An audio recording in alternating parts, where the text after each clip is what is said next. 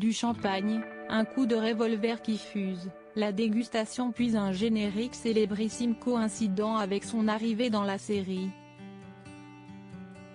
Diana Rigg laisse la série chapeau melon et bottes de cuir orpheline de ses deux héros, 5 ans après le décès de Patrick Macnee. L'actrice britannique s'est éteinte à l'âge de 82 ans, a annoncé The Guardian. Un duo iconique, ils étaient les Avengers dans la langue originale. John Steed et Emma Peel n'étaient pas dotés de super pouvoirs, mais leur association a sévi du tonnerre sur le petit écran. Inséparables comme les petits perroquets garnissant les horizons africains, mais aussi ingénieusement assortis, elle, avec ses cuirassés au charme aussi redoutable que l'espionne accomplie au service de la Grande-Bretagne, et lui, l'archétype du classieux britannique, le portrait robot du héros d'époque à l'humour impayable et inimitable. 3 ans avant Mary Poppins, John Steed avait d'ailleurs déjà starifié le parapluie. Avec la disparition de Diana Rigg, c'est tout un univers qui se retrouve dépeuplé.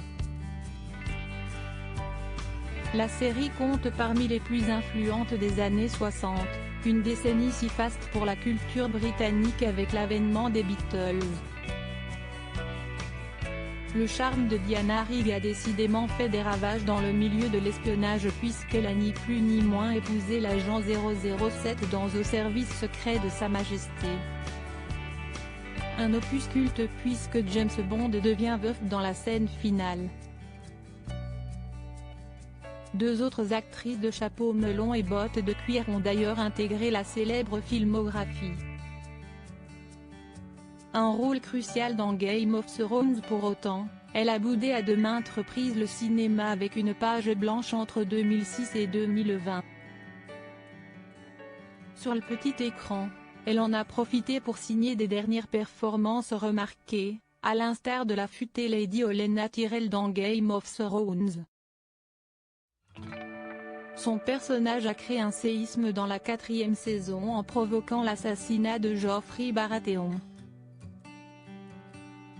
Du côté de ses engagements, Diana Rigg s'était scandalisée des inégalités salariales entre hommes et femmes bien qu'elle se soit toujours défendue d'appartenir à un quelconque mouvement féministe.